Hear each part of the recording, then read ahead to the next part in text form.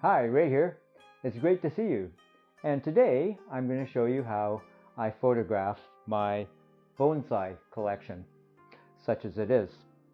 And I really approach photographing my bonsai like any portrait session. I don't think that bonsai are vain, but we do like to make them look good. So the approach is, as I said, just like any portrait. And so what I have set up here for this portrait session is, for my main light, Godox AD300. For the kicker back there, we have a Godox AD200 with barn doors in behind the flag there. And then for the background, I have a Godox, and I can never remember the name of this, so I've written it down. It's the V860IIN with a background reflector. We have the camera tethered to my MacBook Pro, and on top here we have, again, this is the XT Pro from Strobe Pro. So this is really a rebranded Godox trigger for Nikon. So that's what we're using, and well, let's get into it.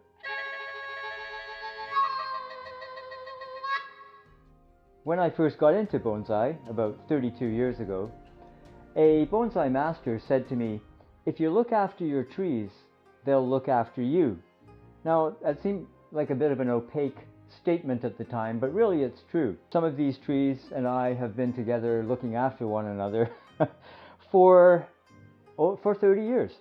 And this one here, a little larch, was featured in a recent video that I did just a couple of weeks ago, and I repotted it at that time. So it's ready to go now, and generally when I prepare all my trees for photographing, we do a little bit of a cleanup. The pots are cleaned and polished with just vegetable oil. We might do a little bit of preparatory wiring and general cleanup. I photograph the trees every few years, not every year, and sometimes a little bit of a gap happens if I'm busy with other things. But photographing the trees is kind of important, not only from the point of view of just making nice photographs, but also it becomes a record and even a way to plan the design of the trees going forward. So it's important from that point of view. So again, just as if I'm taking a portrait, I have my color checker passport here to check my colors, and well, let's just go ahead and take a couple of photos.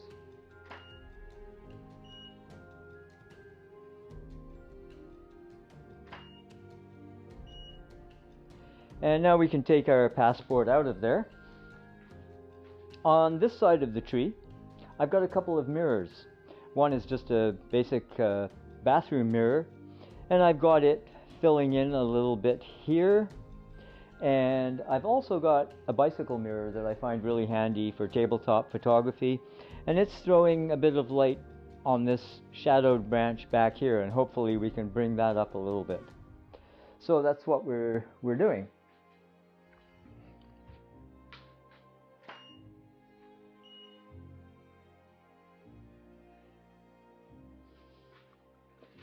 And that's looking pretty good. I'm going to have to burn down this side. I fiddled around with this background reflector, and for some reason it's way darker on this side. I've adjusted the backdrop and so on and so forth.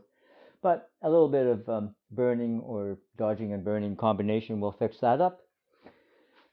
And we're pretty much done with this tree here. So we're on to our next trees. However, the tree on the your far left is the same tree that we just photographed. And these trees have a common history. And I have photographs of that history going back quite some time. Let me explain. This is the mother tree here. And these two trees, including the one that we just photographed, are all what in horticultural terms are called air layers. So this knob here was once a little branch, and there were two branches. And I can show you pictures of when these two branches were growing out together. And I air layered, I believe it was this tree here, I believe it was that one, was air layered, while this one, I believe, came off the top. Now when I say the top, it was the top that's been cut off of here, which used to be another probably meter tall.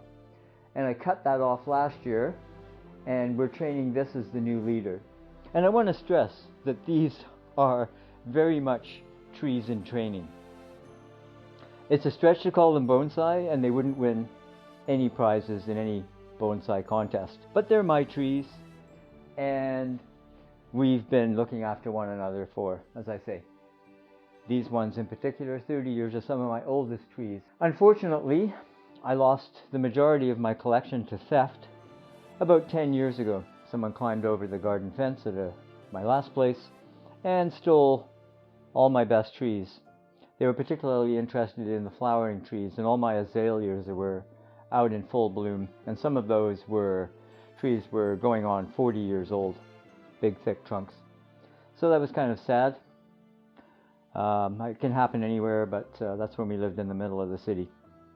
So these are now some of my most precious trees, particularly this Big Daddy here. So give me a moment here. I'm going to pull these other ones down, and we'll photograph Big Daddy.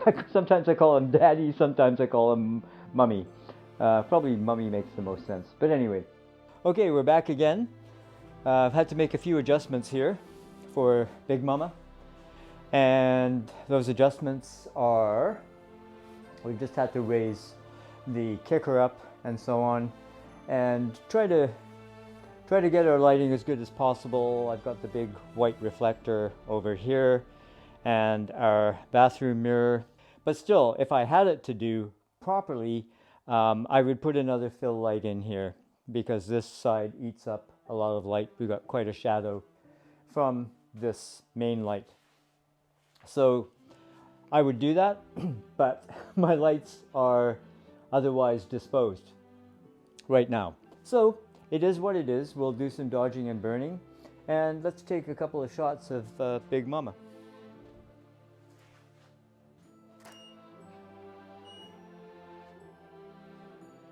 Yeah, Lightroom's so slow.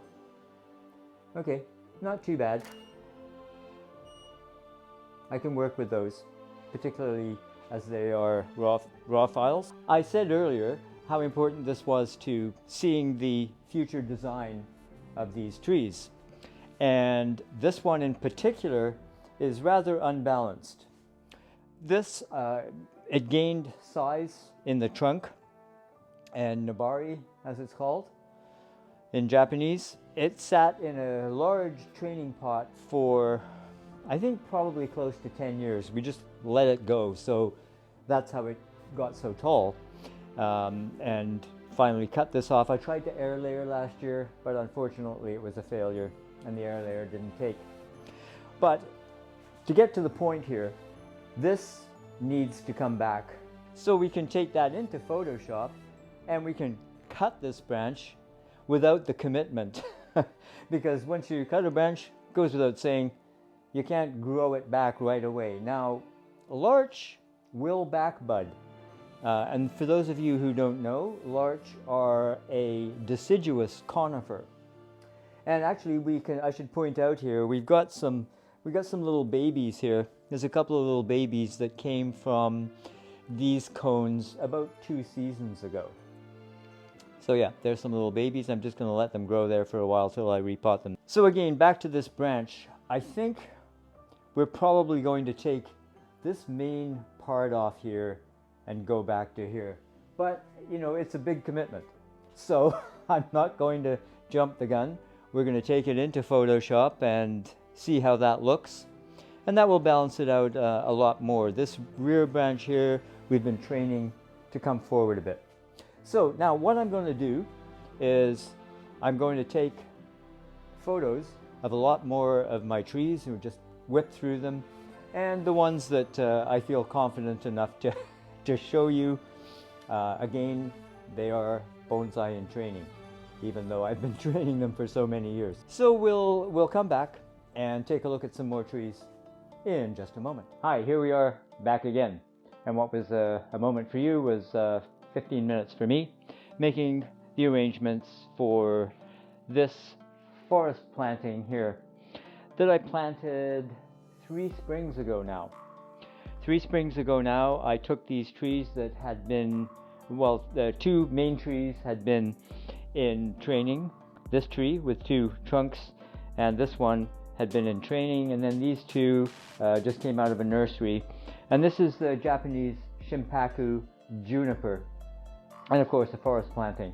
Something that I should have mentioned when I was making other photographs, that another decision that we make sometimes is there a front and is there a back? Well, when I planted this was supposed to be the front. But last year I turned it around and it kind of works from the other side as well, so I'll do 2 shots of that. But this is in a beautiful tray that I picked up from a Japanese fellow who was closing up his shop, and I got this in a slightly smaller one for a real bargain. Let's take a photo of it so that we can maybe make some of those decisions, as I said, in Photoshop. So I'm just going to take a quick shot of this. That's all I really want. It's looking pretty decent. Again, I would like to have fill in from that side. So let me know in the comments below which side you like the best. Let's take a shot of this side.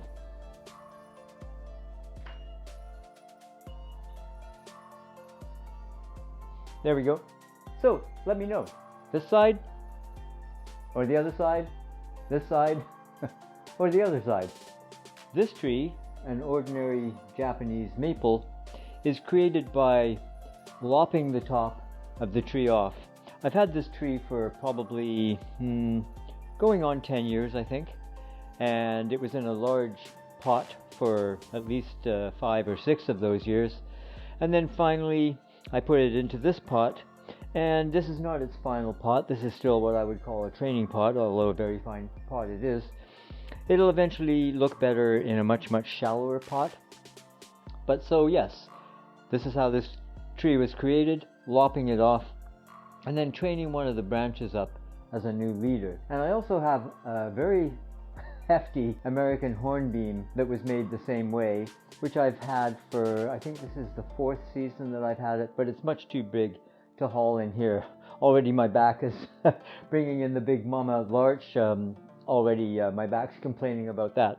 So that's how these kinds of bonsai are created. Finally, my last tree here that I'm going to show you, and I hesitate to show this tree. Let me just move this over here. This is a run-of-the-mill Mugo pine, and as I said, it's not my best specimen. However, we have been together for many years, and this tree has looked after me, even though I have not looked after it so well. And it went through a period where it just about died, and that was during a period that I neglected it because I was tied up for a few months in the hospital, and it almost expired. But it is coming back, and incidentally, I created this dead wood here, otherwise known as shari. I really can't remember, probably 20 years ago, and we treat this with lime sulfur to make it white. So anyway, it is what it is. We've been together a long time, and you know, once I almost thought of just putting it in the garden or even tossing it out when it was on its last legs, but you know, never give up, and here it is. So if you found this video interesting or informative, please do give it a thumbs up. And if you haven't already subscribed to my channel, please do so. Give that notification bell a ring so you don't miss any of my upcoming content. Cheers, take care of yourselves, We'll see you later.